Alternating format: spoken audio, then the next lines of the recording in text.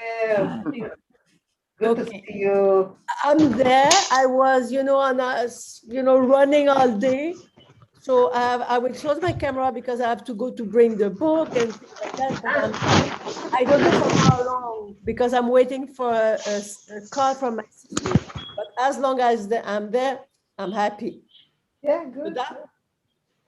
כל הכבוד. שלום ונדי, שלום קטרינה, שלום ג'יני. היי. שלום. How are you, Katrina? I'm fine, thank you. And you? Fine, fine. Very cold these days. Yes. Normally, I don't need to put the heater because I don't know. I prefer to wear something warm or like a sweater. But this time, I wear and put the heater on.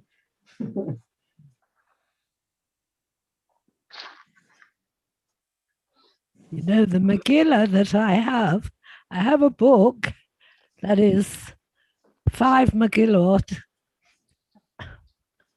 And this was, hang on, can you hear me? Okay. Yes, 5 Megillot. And this was given to David, my late husband, on his bar mitzvah.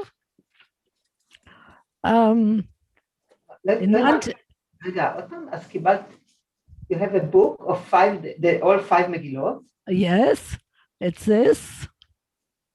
5 Megillot. And it was given to him on his bar mitzvah in 1947 by the Liverpool Hebrew congregation. It's in very good condition. Shalom Sharon, Shalom Gary. Hi, Ora. Shalom Rivka. Hi, Sharon. טוב, חג שמח, חג פורים שמח לכולם. התחדשו לבעלי הדירות החדשות, שרון וקריסטל. For your new apartments, Sharon and Crystal. Crystal moved? Crystal? Moved to Tirat Carmel. Oh, very nice. One of the new buildings. Yeah, I was there about a week ago I had to go to an army base to return some gas masks. And I passed a neighborhood I had never seen before with lots of these beautiful, big, new, fancy, beautiful looking buildings. Right. Very impressive. Yeah, it's a whole different neighborhood they built. I will have to bring my car soon for fixing and for a periodic fixing, or I don't know how to say it, full. And repair. Okay, it's not exactly repair, but it's periodic maintenance. Maintenance. That's the best. Yeah. So it's in Kehilat Moriah. So I'm there once in a few months. Yeah. I can't seem to. Let's wait for 1 more minute because I don't know. I think that Adina has to join also, and I see Jeannie. Well, I don't see her. But I'm not getting any visuals on anyone except for you, Ora. I can't seem to get the other participants. Okay, so it depends on gallery view or speaker view. Exactly. I don't have that here. I don't have speaker view or gallery view. Look at what are you using? What are you using? תסתכלי על הפינה הימנית למעלה במחשב שלך, במחשב שלך. You have their view and no, there's nothing on the למעלה בצד ימיני, חוץ מהתמונה שלי. Sharon, what are you using? Are you using a computer, a laptop, an iPad? Laptop. Laptop. And same thing I always use. Is it an iPad? No, it's just a PC if it's an Android, you should, as Aura No, says, it's it's just a probably computer. down below somewhere. רגע, It's זה a, רגע, it's a Down MacBook below. computer. On my Yeah, computer, it's at the Sharon. On my computer, it's at the bottom. Bottom left, bottom right. Bottom towards the left, in the middle left, participant. I have in the bottom, I have share screen, chat, more, and 12 participants. yes. If I Okay, click so, on 12 participants, then I get a list on the right side of my screen, giving me the name all of the the participants. אוקיי, שרון, אני אסביר בעברית, בסדר? יש לך, תעשי את המסך בהגדלה, לא מוקטן, זה כן. בהגדלה. אוקיי, עכשיו תזיזי את העכבר, לא תמיד רואים את ה-view gallery, תזיזי את העכבר לכיוון הפינה הימנית למעלה, ותסתכלי אם מופיע לך view ו9 ריבועים קטנים כאלה. רגע אחד. תזיזי את העכבר, תלכי איתו עד הפינה הימנית למעלה, ואז... יש שני חצים בפינה הימנית למעלה. שני חיצים למעלה. שלום, שלמה. הם פונים ככה. זה לא זה. אוקיי, אז זה אומר... יונתן הוא יעזור לי. אבל יכול להיות ש... רגע, החיצים האלה זה אומר שאת צריכה להתפצי עליהם, זה יגדיל את המסך. זה גדול, זה כבר... זה גדול. מוכנס את כל המסך. אוקיי. זה בסדר, אורה... כן, אוקיי. never mind. Okay, so ערב טוב to all, and let's start. So we are reading today Esther chapter 3, and we will read the few last verses of chapter 2, from 20 to 23, just to remind ourselves what, because these verses are important to what will come next. And I will just remind the participants that weren't here.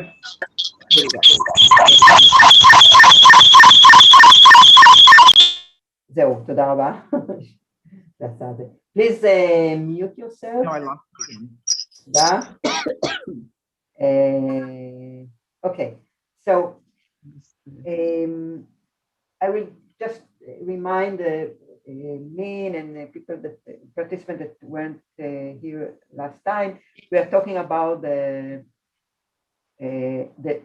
4th or the 5th century BCE, and with this great empire of Ahasuerus, of the Persian Empire. And Ahasuerus, actually, our Ahasuerus of the Megillat did nothing to gain this huge empire. He just received everything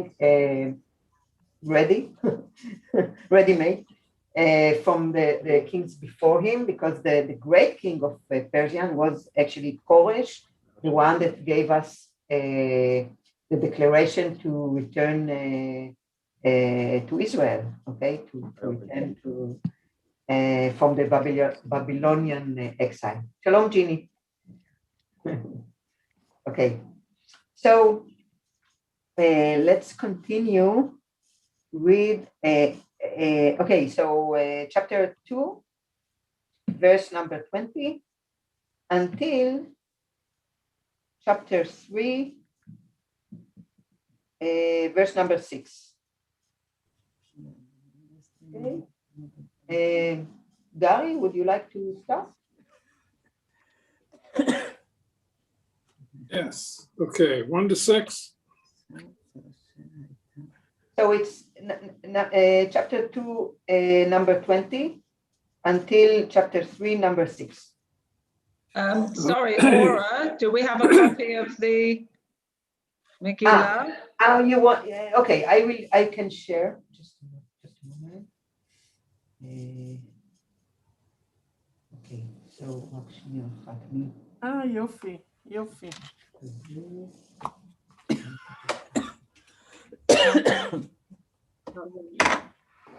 Sorry, I'm late. We're in the middle of Hamantaschen. Oh, shalom, shalom, Adina. That's okay.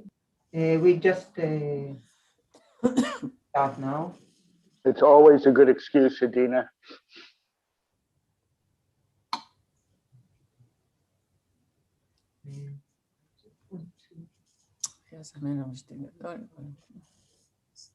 Okay, so can everyone see this? Yes, but it is not B. This is a, yeah, this is B, number 2, and we read from this verse 20 until 3:6. Okay. But Esther still did not reveal her kindred or her people as Mordecai had instructed her, for Esther obeyed Mordecai's bidding as she had done when she was under his tutelage. At that time, when Mordecai was sitting in the palace gate, Bigthan and Teresh, 2 of the king's eunuchs who guarded the threshold, became angry and plotted to do away with King Ahasuerus. Mordecai learned of it and told it to Queen Esther, and Esther reported it to the king in Mordecai's name. The matter was investigated and found to be so, and the 2 were impaled on stakes. This was recorded in the Book of Annals at the instance of the king. Sometime afterward, King Ahasuerus promoted Haman. Oh, wait a minute. It's okay. It's Not doing it. to read the different. Son of Hamadatta the Agagi, he advanced him and seated him higher than any of his fellow officials. All of the king's courtiers in the palace gate knelt and bowed low to Haman, for such was the king's order under king's orders concerning him, but Mordecai would not kneel or bow low. Then the king's courtiers who were in the palace gate said to Mordecai, "Why do you disobey the king's orders?" When they spoke to him day after day, and he would not listen to them, they told Haman in order to see whether Mordecai's resolve would prevail, for he had explained to them that he was a Jew. When Haman saw that Mordecai would not kneel or bow low to him, Haman was filled with rage. But he disdained to lay hands on Mordecai alone, having been told who Mordecai's people were. Haman plotted to do away with all the Jews, Mordecai's people, throughout the kingdom of Ahasuerus. Thank you. Yeah. So, so first of all, the 4 last verses in the previous chapter, as we talked just a little bit about them in the end of the last lesson. What do you think about it? Why?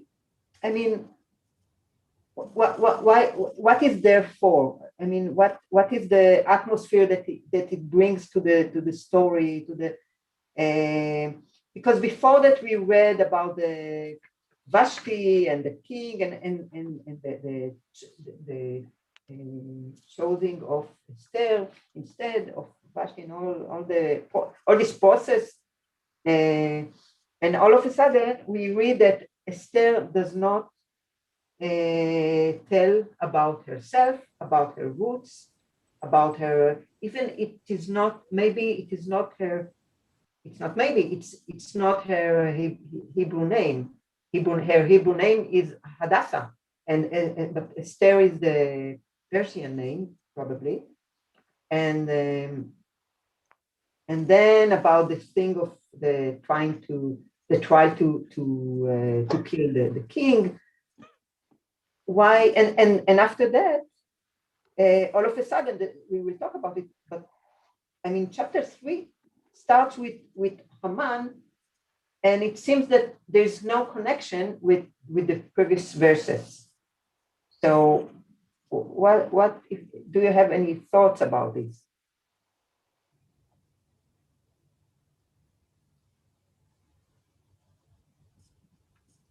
I think they're just bringing in the characters, you know.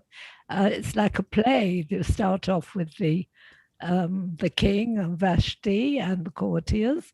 And now we're bringing in Haman, and we're bringing in Mordecai, and bringing in the scenes so that we know what goes on after that. Yes, I think, yeah, you're absolutely right. I mean, I think this whole story, we can divide it to like scene in a theater. Yes. But I think, in addition to that, I think the last verses of chapter 2 brings in some tension to the story, because we don't, I mean, it's like a piece of information that about those two, Bigtan and Teresh, that plan to try to assassinate the king. And then it's like now we know this piece of information, we put it aside, but it will, it's like in Hamlet when we have a gun in the first scene, it will shut. It's going to go off in the third act. Yeah, exactly. Yeah. So again, so just I think, and the fact that Esther doesn't introduce herself like any other figure here. So just and very important thing. Look at the end of very end of chapter 2. This story about about Bigtan and Teresh was documented, which shows how much, first of all, this empire is very very well managed, and important things like this are documented, and we will, and so also throughout our reading, we will see how the literacy in this empire plays a big role. I think it plays a very important role, and if I think such a huge empire, it has to have a good managing system that to rule all of this, to collect the taxes, to manage all this huge state. So it is very, the writing in this story, writing takes very important role, which also maybe tells us something about the culture of the Persian. I mean, they were people who wrote and who well, in this era, the writing is already quite common. I can say that the Bible was accomplished about maybe in the second or third century BCE. We are talking here about the fourth or fifth century BCE, and writing was quite common in all languages. We will get back to it later. Okay. So now in verse number 1, it says, after these things, or whatever, אחר הדברים האלה, and then we are introduced to Haman. Okay, and we are also told that Haman was very much advanced within the king environment. We don't know why, right? Not one word about why, but he is advanced above all the other. It says here, Sarin, the princess. It's not exactly princess. It's like Sharon, what you said once, that capital is not capital. It's castle. You remember? So princess is the like ministers, high minister. So Haman is very much advanced, and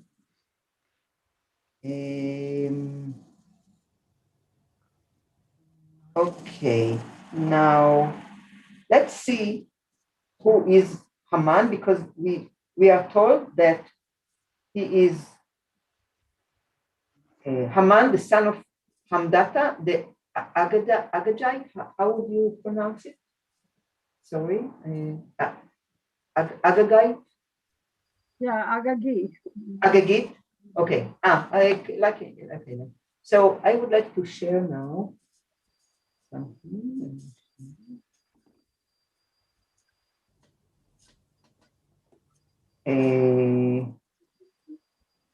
Okay, so who is Haman? Okay, we say we are informed about who his father is, and the fact that he is Agagi. Now, according to the sages, Agagi refers to Agag, the king of Amalek, and here we come back to the people of Amalek, which we have a lot of maybe, I don't know. I mean, it's an ancient enemy of the Jews, right? Now, who is Amalek exactly? Who is him? In Genesis 36, we have, and Timnah was concubine to Eliphaz, Esau's son, and she bore to Eliphaz Amalek. So first of all, we know that Amalek was the grandson of Esau, Jacob's brother. Okay, Amalek is his grandson. Now in Shemot, in Exodus 17, we know the known story of Amalek. Then then came Amalek and fought with Israel in Rephidim. And few verses later, and the Lord said unto Moses, "Write this for a memorial in the book, and rehearse in the ears of Joshua. For I will utterly blot out the remembrance of Amalek." Macho emche et zecher Amalek, and we had now last 2 days ago, 4 days ago, the Shabbat was Shabbat Zachor, exactly for this passion, and the maftir was from this chapter, because, and this is all about the connection between Haman and Amalek. Okay. And then we are, again, Amalek is mentioned in Samuel 1, chapter 15, when King Shaul had to, God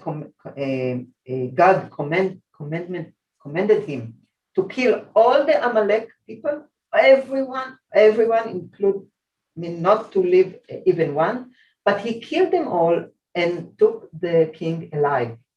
And this is a sin, and this is why, actually, according to the text, he lost his kingdom. So Agag was the king of the Amalekites, and this is according to the sages and many other commentators, this is the connection to Haman. Okay. Now, we all know I think, very nice custom of us to use Rashan Gregers.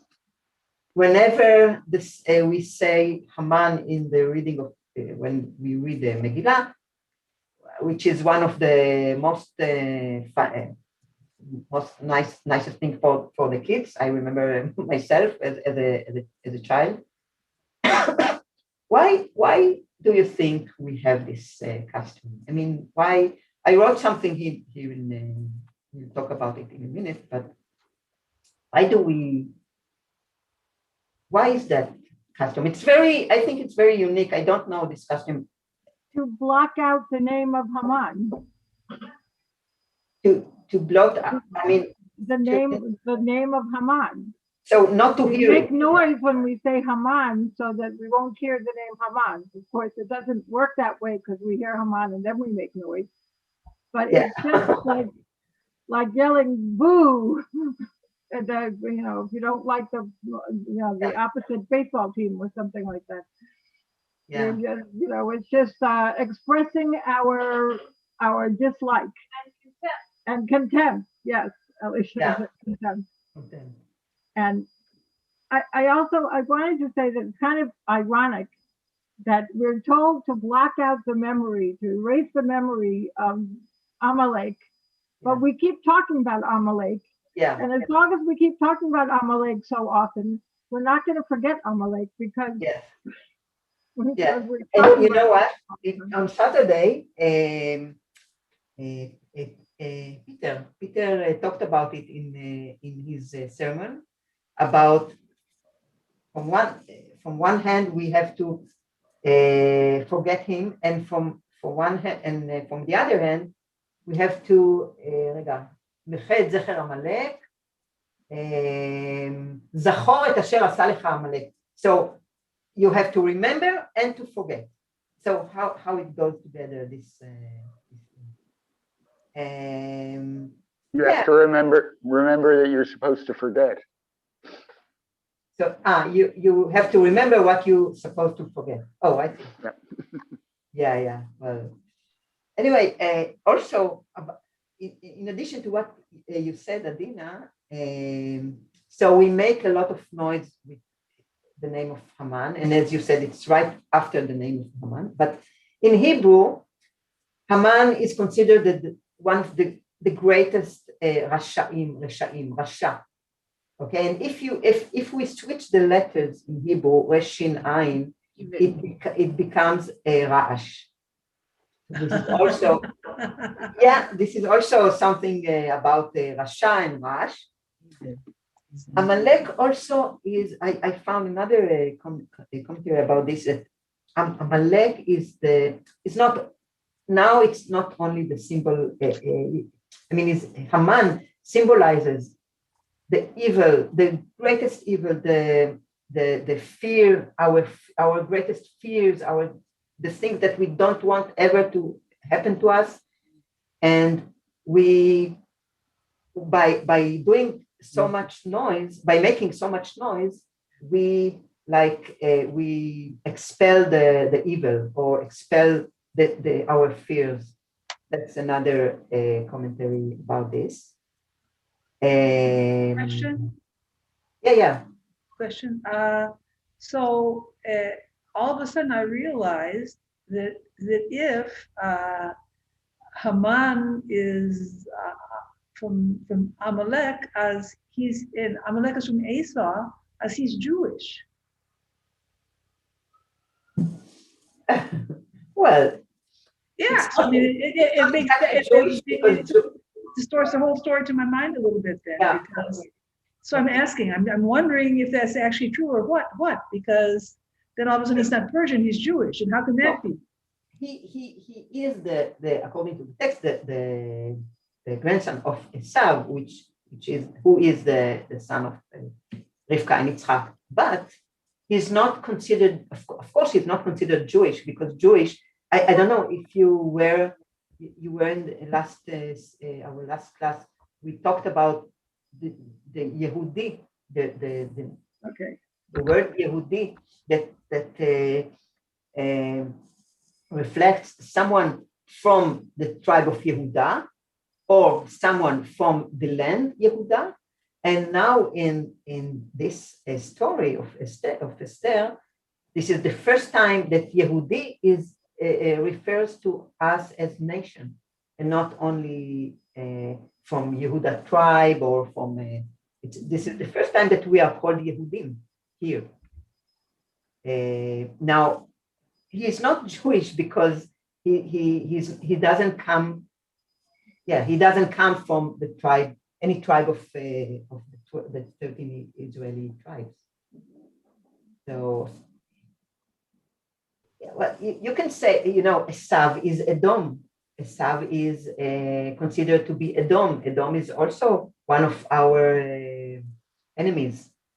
And what about Ishmael, the son of Abraham? Ken. I'm terrible at this, but can you be a grandson of Jacob and not from a Jewish mother? Well, I wouldn't use the word Jewish for this, for the family of Yitzchak and Rivka and Yaakov and Esau. It's irrelevant. The word Jewish comes started. No, I understand.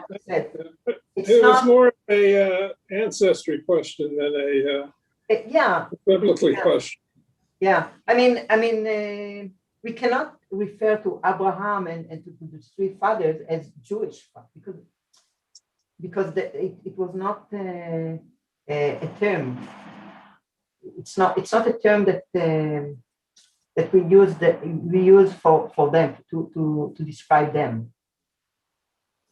We started to use Yehuda only after the Yehuda, the son of Jacob, the fourth son of Jacob, yes, Yehuda, and then Yehuda the land, and then maybe I will show you. I will show it. Then that means Jacob was not Jewish either, considered in our eyes. Well, It doesn't make any sense to me. Excuse me for saying so. It just yeah, doesn't. but We're descended from Yaakov.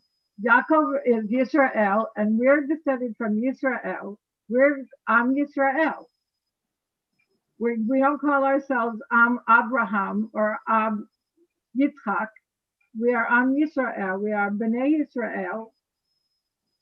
So the people that we consider as Jews in the world today are descended from Yaakov. So if you're descended from Esav, then you're not Bnei Yisrael. Or if you're descended from Yishmael, you're not Bnei Yisrael. We're Bnei Yisrael because we come from Yaakov. Yeah, it's also a very clear way to look at it. Just the term Yehudi does not, it's like to use something, it's anachronistic to use it for the three families of the fathers, of the three fathers. But I still have the question. Yeah, yeah. In any world, in any generation, can a grandson of a Jew have a non-Jewish mother, right? Can a grandson? I'm guessing that Hamad's mother was not Jewish. Okay. אני יכולה פה משהו להשחיל או רק? כן, כן, כמובן. The term Jewish from the mother began very, very late from the sage. It was not acceptable. It was not present at the time of our fathers, Abraham, Yitzchak, and Yaakov. Okay, but All it's still that possible time, though, right? The kings and the leader took women, not human Jew only. You know Joseph, you know Moshe, you know the kings also, and the Cushite from Ethiopia, you know, and it is a very not ancient time, a very new term. This about the mother. One. Yes, other thing I want to say, in other lesson I learned this time from Amalek, all the descendant of Amalek and Haman was conversed. Oh, this is a to Judaica, to Jewish. This is a well, and the term to kill Amalek represent the evil. It is not real the nation or the people, but it is for our history, for our Jew, it represents the evil thing. Who every person have some evil inside him. So we have to know that our bad thing comes from Amalek. And always remember that we have Amalek inside us, a little Amalek, and we have to be careful, don't to use it. Yeah, thank you. That's what I have to add at that lesson. Well, yeah. the other issue is that about the Jewish mother, Hagar was not Jewish, and we don't consider Ishmael Jewish, even though he was the son of Abraham. Right? So it seems it did start much earlier. We never think. I mean, but then you have Rivka, who, according to this terminology, she was Jewish, but again, she is the mother of Esau. But I wouldn't use the word Jewish in this era. In this, it just doesn't fit. They were Hebraic and they were Jewish, and as Adina said, it's a very, I think, very clear way to think. We are all descendants of Jacob, who is named Israel. And yeah, we are not called any other Yitzchak, or it's a good way to divide. The term Jewish from the mother, I think, now I remember, comes from Ezra Nehemiah. When the Koresh, the Persian king, said to Israel, go and build your temple, Ezra Nehemiah comes to Israel with the people, some, not all people, and he expelled all the women, the not Jewish women, and from that time we are not permitted to marry women because of their children also are not Jews. From that time, מעזרא ונחמיה החליטו שנשים ילדים שנשים לא יהודיות אינם יהודים. זה הזמן, עכשיו נזכרתי, שהתחילו את העניין הזה של... Just a word about this. Ezra and Nehemiah came back when they came back to Israel, and we are talking about the same approximately the same years of the 3rd and 4th century BCE. They had to define who is a Jew because they had big conflicts with the Jews that stayed in didn't leave Israel. But we will not talk about. So this is why Rivka said about this question of who is a Jew, who is a real Jew. But it's, I think it's a complicated question until today. So we will leave it aside and we will go back to our story. But I just think that to have this question about Amalek, a Jew or not a Jew, just I suggest not to use the word Jew because it's something very that we use it today, and it is not doesn't fit to use it in those days. Okay, so let's move on to And so what we read in Esther in verse number 2, that the commandment of King Ahasuerus is that everyone has to bow down before and prostrated before Haman, and it is written, Mordechai lo ichra velo ishtachaveh. Now this thing has, this is the basis of the whole story. Maybe he didn't accept to bow down before Haman, and from here the story and it's not only the story, the fight between these two begins. Okay. Now we also don't know why he didn't do it. Nothing as this story doesn't tell us a lot. Doesn't tell us what the people felt, except Haman and Ahasuerus that felt very, very angry in the few cases that we know about Vashti, and now they are very all of it. It's very easy to get them to be very angry. So now, why is Mordechai, in particular, doesn't bow to Haman? In the translation that I have, there's a footnote that Yeah. says that he could not bow to a descendant of Agag. Okay, but it is a commentary. The text doesn't tell us. Commentary, yeah, it's a commentary. Yeah. Oh, we can say, yeah, of course. He will not bow to Amalek. He will not bow in front of to a person. I mean, Jewish people should bow only before God, right? This is also something. He will not. Maybe he had some ancient fight with Haman, which we are not told here, and Haman, I don't know, הרגיז אותו. He disliked Haman, and he didn't. Maybe he was angry that Haman was advanced so much.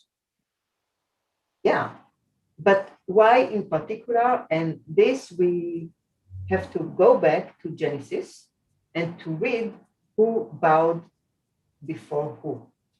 So we will read Genesis 33. Sharon, can you read this? 1 to 7. I will say it. If I could see it, I would read it, but it's so tiny that I can't sorry. read it.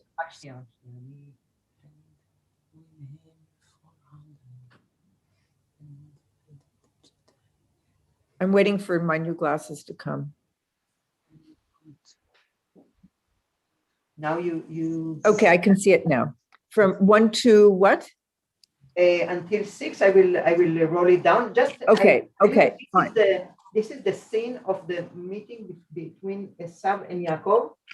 20 years later, after Jacob had worked in for Lavan 14 years. Mm-hmm. Okay, so and Jacob, yeah.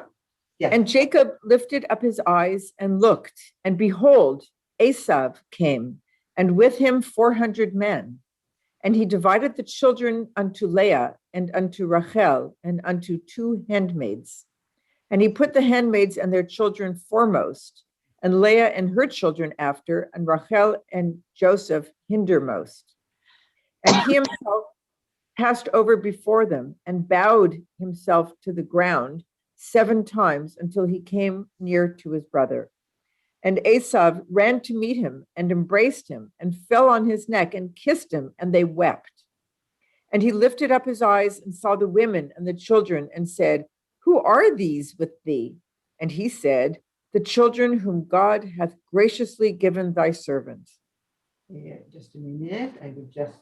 So first we have Jacob that bowed before Esau, right? Yeah. Then the handmaids came near, they and their children, and they bowed down. And Leah also and her children came near and bowed down. And after came Joseph near and Rachel, and they bowed down. Okay, so obviously people are bowing, they are bowing to more than just God. Okay. So here we have almost all the family, except who? We have Leah and her sons. We have the handmaid and their sons. We have Rachel and her one son, Yosef. The only one that didn't bow to Esau is Binyamin, who wasn't born yet. Okay. So now Binyamin, this is and we are told that Mordechai is from the tribe of Benjamin.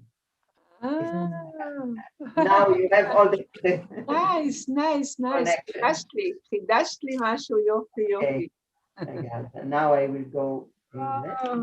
But there's another thing here. Yeah. That if you notice that as Esau comes towards them, they didn't know how they would greet, he would greet yes. them, yeah. And Jacob puts the handmaids first in the first line of defense, and then Leah and her children in the second line of defense, And Rachel and Joseph, who were most precious to him, he kept with him, so that if Esau had attacked them with his army, you see the lines of defense. Yes. Yeah. But they all did bow to Esau. You are right about the disorder of the. Okay, so Benjamin tribe does not bow to Amalek or his descendant Haman. So we have that was also before Amalek attacked Bnei Israel in the wilderness. So 400 years later. Oh yeah, sure. We are. So they might not bow down anymore, any of them, because Amalek, Yes. attacked them from behind. Yeah, of course, the commentary take all kind of connection between, what we talked about is in Genesis, and Esau here is behaving great. I mean, he's welcoming Jacob, and Anyway, so we have here two men, Mordechai the Jew and Haman, who reflects us Amalek, and as Rivka said, he reflects the evil and all the bad that everywhere actually. And we have a rivalry. This is how I pronounce this word. Rivalry. Between these two men, that this will now go through all the story. Now, it's a special thing to remember that both of them, Mordechai and Haman, are not just simple people. They are now Haman is a very high minister in the ministry of Ahasuerus. Okay, and advance him and set him sit above all princes. And Mordechai, the son of Yair, they are both, we know their ancestors, their roots, okay, something that we didn't know about Esther, for example. And also him, he is from an upper class family, because we know it because he came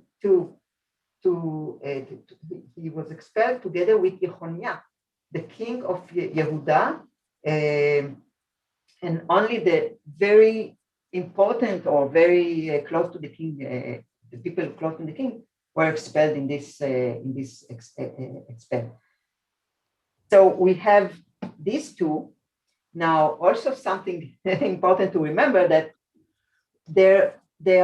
both of them are not authentic Persian. I mean, they live in Persia.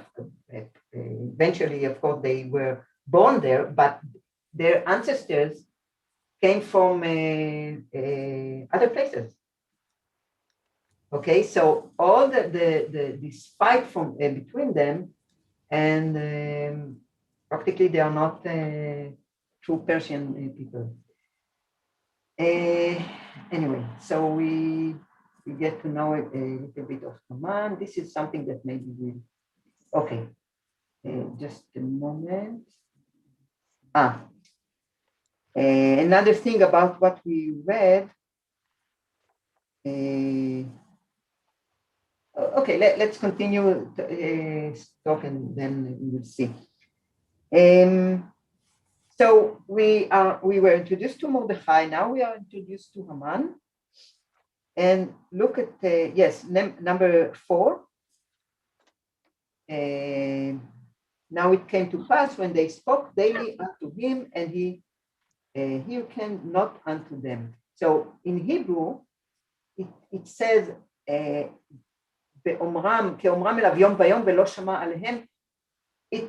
These words are almost the same words when as in Genesis 39 about Yosef, and we already have seen some resemblance between this story and Yosef's story. And it says there, when Yosef, if you remember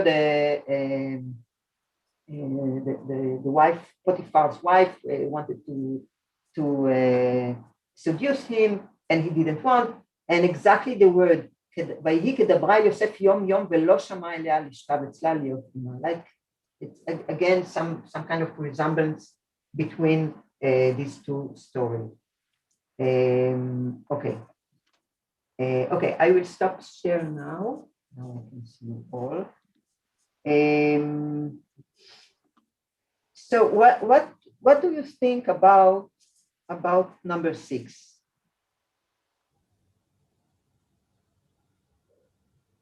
I mean, the problem of Haman with Mordechai is personal. It's Haman and Mordechai doesn't want to bow, whatever the reason will be. But now the problem becomes a huge, I mean, it's exactly with Vashti. They lost, it's out of proportion. It's exactly with Vashti that with one woman, all of a sudden the problem was refers to all the women in this huge empire. And verse number 6 is the first, unfortunately, the first, but unfortunately not the last time that we have a religious persecution of the Jews. This is the first time, the first documented time that we know about, and as we know, it's not the last. So Haman is very. I mean, why don't you punish only Mordechai? But no, he wants to punish all the Jews. Any comments you have? Anything to add? Okay, so let's continue. Yes, so let's continue reading. I think Haman represents the king. If Mordechai don't want prostrated before Mordechai, Haman think that all the people don't want to brought down to the king. So they are rebels. It's a rebellion. It's a rebellion. Haman represents the king Ahasuerus, and Mordechai represents all the Jew. That is the concept of Haman. I think that's why, yeah. And he told that to the king, and the king don't accept the people who has rebellion about the. Let's read what he exactly says to Ahasuerus. Okay, Ginny, would you like to read from 7 to 11? Number 2. Okay. In the first month, the month of Nisan, Ahasuerus, he cast poor the loss before Haman from day to day and from month to month to the 12th month, the month of Adar. Haman said to King Ahasuerus, "There is a certain people scattered abroad and dispersed among the peoples in all the provinces of your kingdom. They are those of every people, and they obey not the king's laws. It is not worthwhile for the king to tolerate them.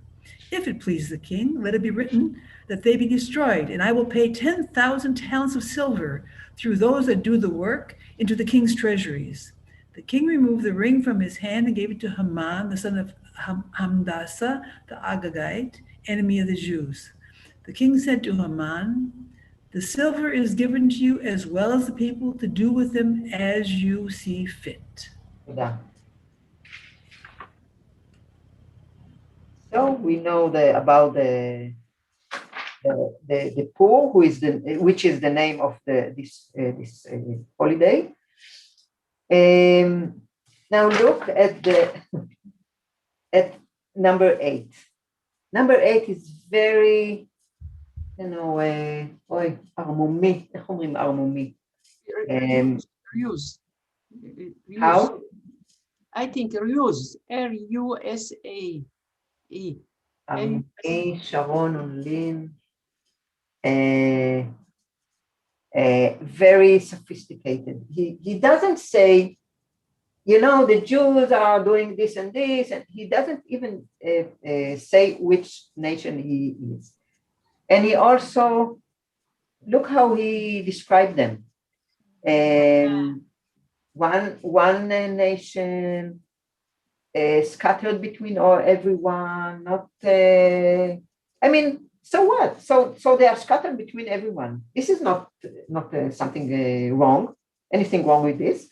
And also the rules are different from any other, but the Persian Empire is known to be liberal to the nations that they conquered.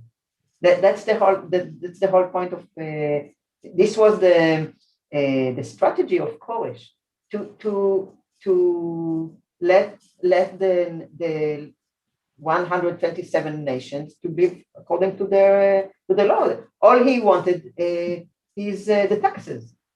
Yes, and but the same change. Koresh was that many years before. Yeah. I know. I'm just saying that you do it yourself. Yeah. I know it is about 100 years before that, but I'm just saying that the two things that Haman says about the Jews are not. There's nothing wrong with it until the two first things. Okay, but the third thing, the rule of the king, they don't do the rule of the king.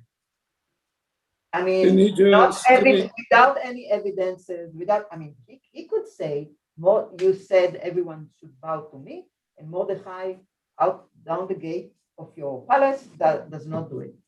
But he just generalized everything. Ken, Gary.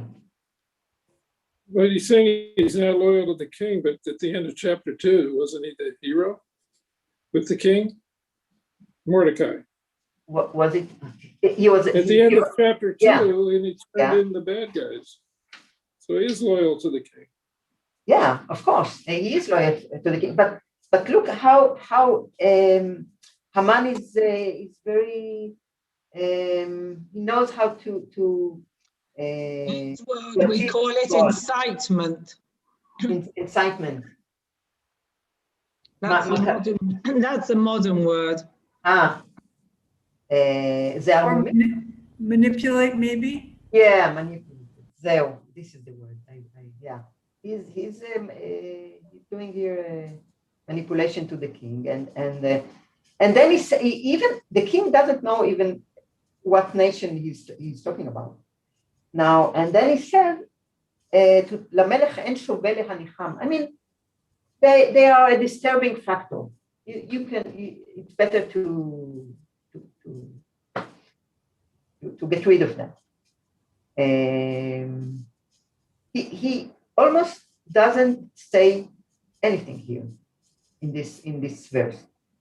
I think he builds his argument by manipulating. He starts out being very they're different from other people, so not such a big deal. They're scattered all through the provinces. Oh, that's fine. But they don't obey your laws. So the king opens himself up to listen because it's not threatening, it's not accusatory. And then he gets him. And that makes it much stronger, his case, in my opinion. Okay. Yeah. So, and then right after that, Im ala melech tov v'katev le'adam. So, if it please the king, let's get rid. And again, it will be written. Again, this writing issue of in the empire, nothing is by heart, is only talking. Although everything is, we know that this king and his ministers love to drink and to feast and all that, but everything should be written. And then the golden word, 10,000 talents of silver. And we know how much Ahasuerus loves money and more money. And this, Haman is so obsessive. it looks, according to this, he looks obsessive about killing the Jews because this is a huge sum of money in the terminology of those days, and it is his money that he wants to bribe. It's a bribe to the king, shochad. It's bribe to the king in order to have his to achieve his goal. So he would pay for because I read it somewhere that he doesn't want to, that Ahashverosh will say, oh, but if we will kill so many people, the taxes will go down. So he is prepared to pay the loss of the money from these people. But we've seen before that the king is not the brightest knife in the drawer, right? And is very easily fooled and manipulated. Yeah. We say it also in Hebrew. Haman was very, very hurt. איך אומרים נעלב? Was very hurt, Haman, and his ego was so hurt that he can't humiliated. Humiliated. Was very. I think everything here in this story is very exaggerated. Very like Vashti didn't come, so the king was totally angry, raged with anger, and he chose another queen, and now all the Jews should be killed. Everything is exaggerated. Yes. מצאתי את המילה.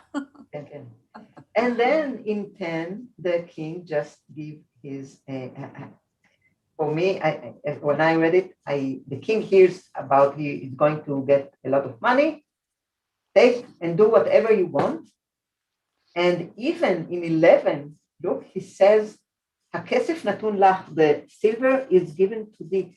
It means that that's okay, he didn't take the bribe, but he agreed to the plan, to Haman's plan. Okay. Okay, let's if you have any comment. Adina, would you like to read 12? I can. You spoke about comment.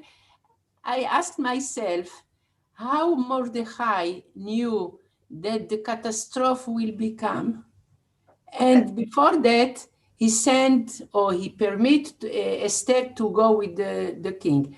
In this thing, I think God was מעורב. Engaged? Engaged. engaged זה לא מעורב. Involved. God was involved because we say in Hebrew, תרופה למכה. כלומר, he gave the medical because before the malady, before the sick.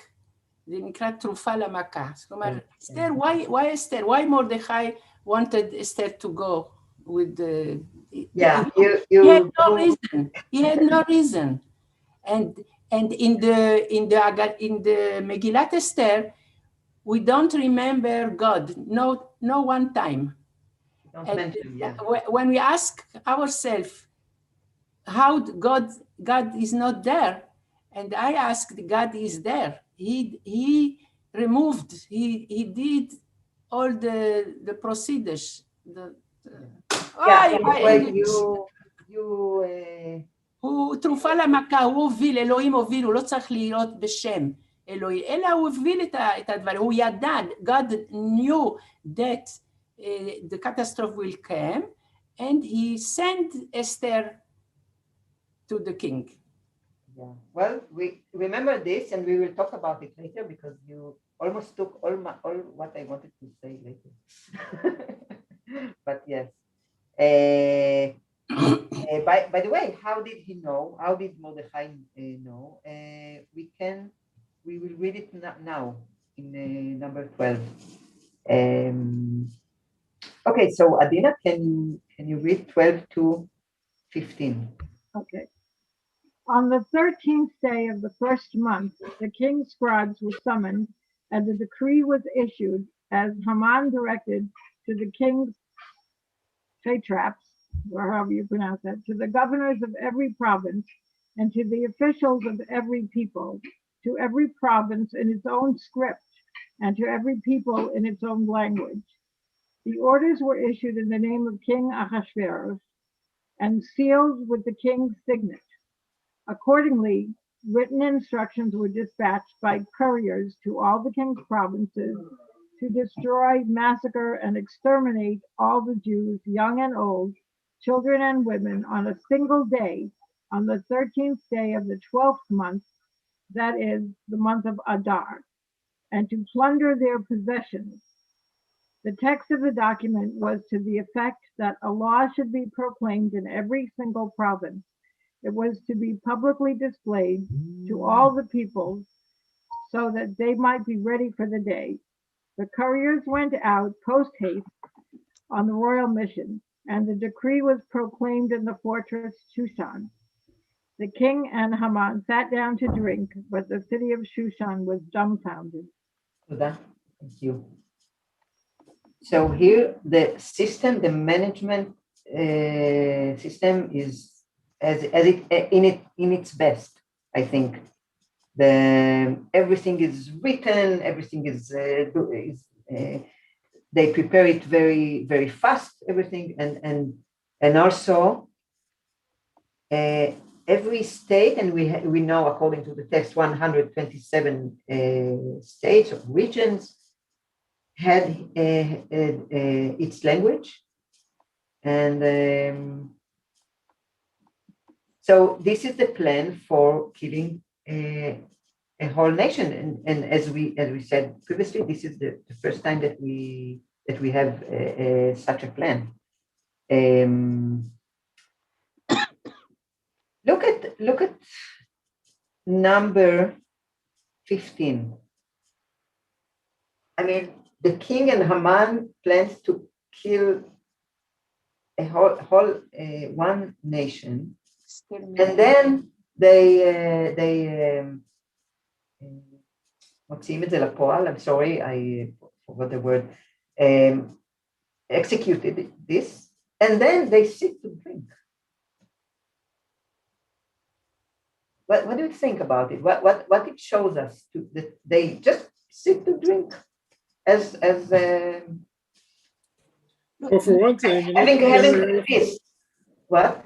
In every generation, there is enough people around that if they're ordered to hate people and go kill them, they just do it. There's always going to be enough people in every generation, in every country, that are ready to do that type of thing. All they need is someone to tell them to go do it. I think the fact that they just sit and drink after such a commandment shows first the weakness of the Jews around this empire, because they are scattered. They don't have their own, even though they have Yehuda, the land of Yehuda, which is a very quite little small piece of land, but they are scattered. We don't know even that if Ahasuerus knew this nation, because he had so many and everything was running even before he came. So he didn't know, and what I wanted to say, so from one hand we have the weakness of the Jews and the evilness of the king and Haman, and also their absence of morality, if I can say like this. I mean, after planning to kill a nation, they just sat and to drink. I don't know how far back this goes, but there's a famous album of photos from I think the U.S. Holocaust Museum that shows the Nazi guards and women all, partying while watching the camps. It's a disconnect between the king and Haman and reality. It's like they're just playing a game. And as if there aren't going to be any kind of consequences at all, it's just a game. Okay, you want me to sign an edict? I'll sign an edict, and that's it. And the king actually doesn't do anything about it until it has a personal effect on him.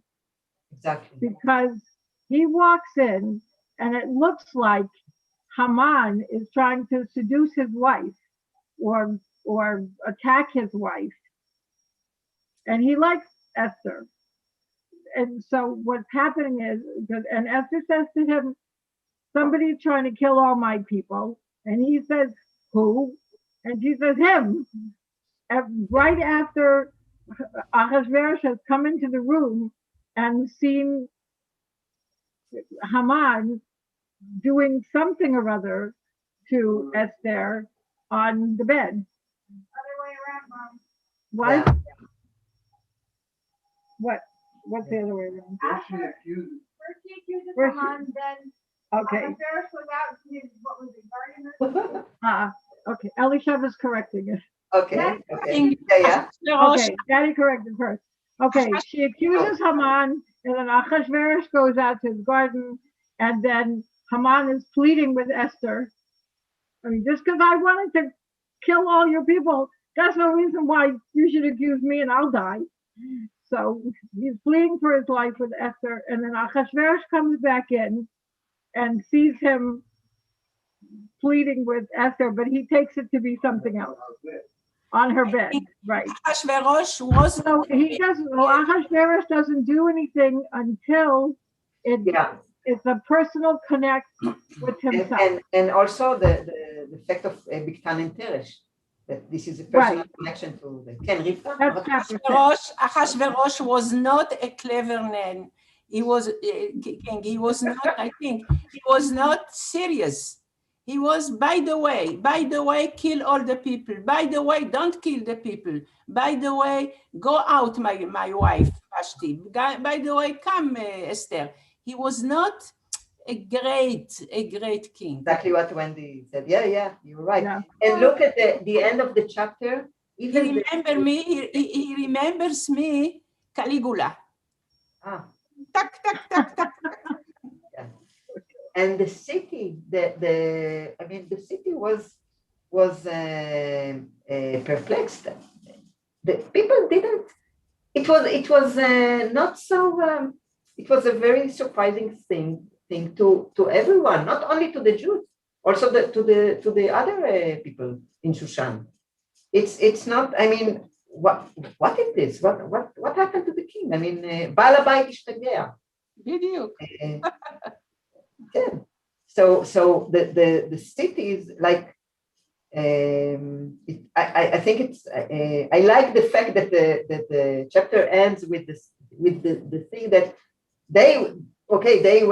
they sat and drink, but the city didn't know what to do. What is this thing?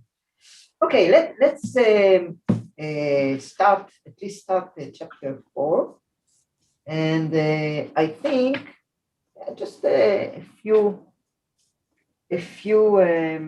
Maybe we will read just a little bit, and before that, maybe I will say something about next lesson because, well, in 2 weeks we have Ma'agal Nashim, Women's Circle, so I cannot do the lesson on the 11th March.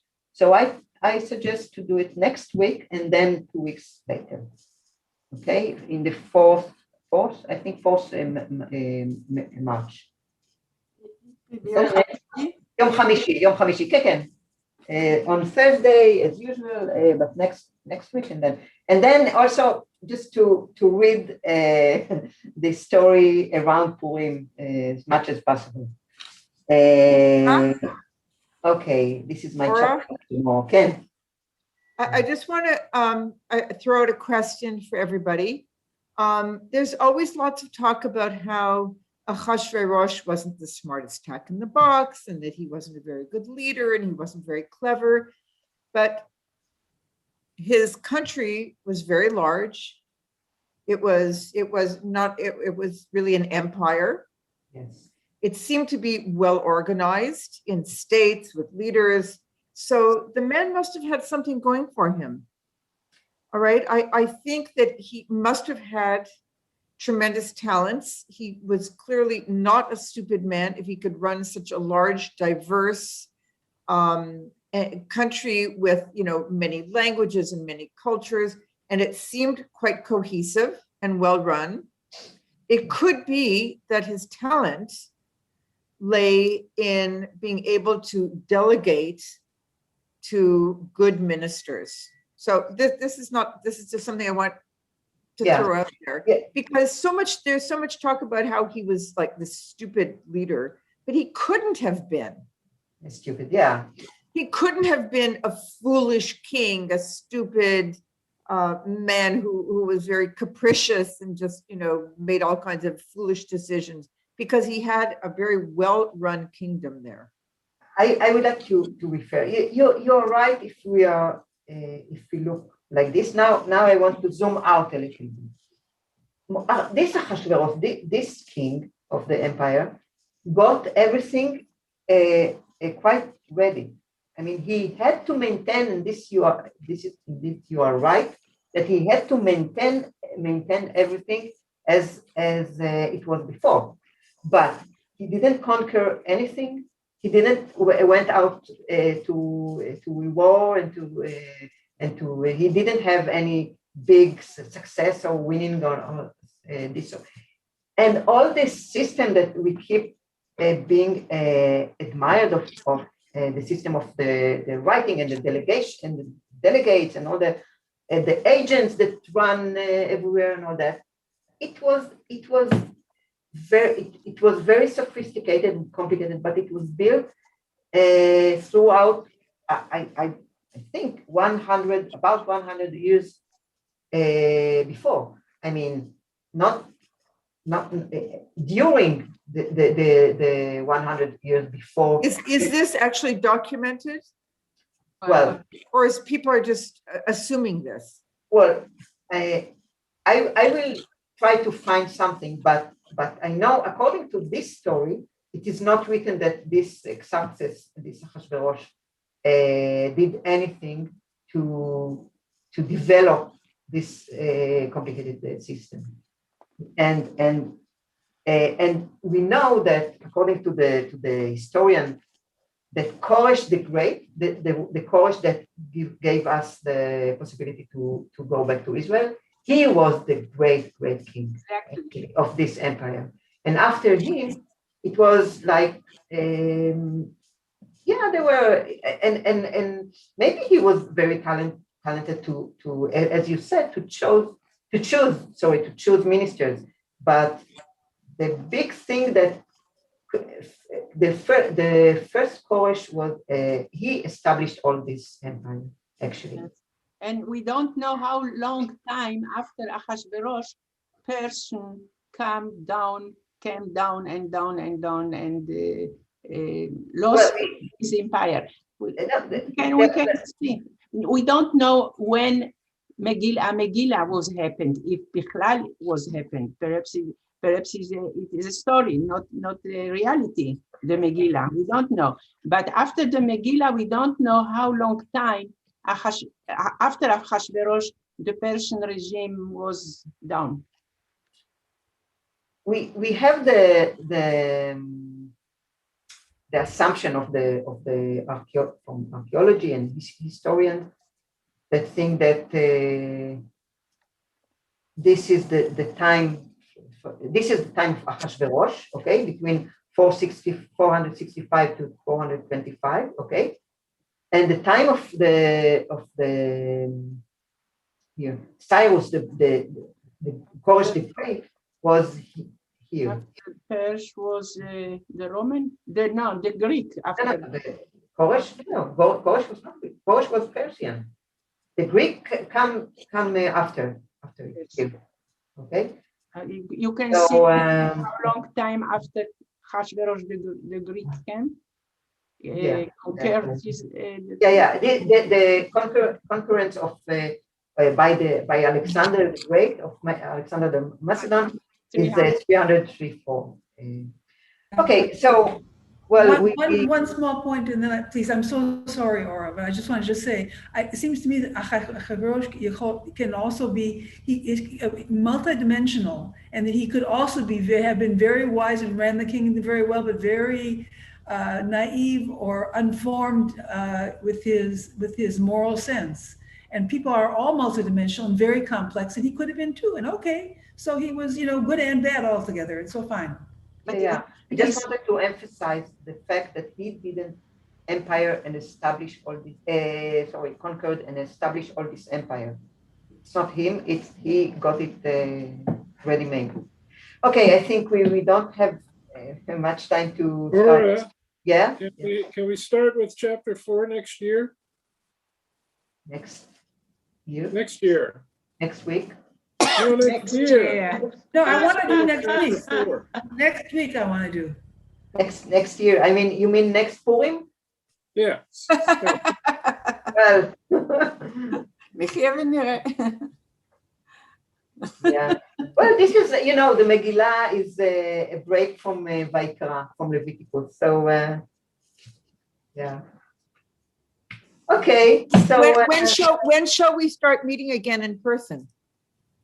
That's first of all, you know what I've been thinking. I think we will continue to have Zoom, but so people can stay at home or to come to the synagogue. I don't know actually. I don't know. I think we can start thinking about it. Mm-hmm. Yeah. In the little library in the synagogue. Yeah. I'd like that. Yeah. Absolutely. So see you, I think, tomorrow. If you or in Zoom, I don't know. Thank you, thank you, everybody. Bye. Hag Sameach. Hag Sameach. Sameach. Hag Sameach. Hag Sameach לכולם. Bye.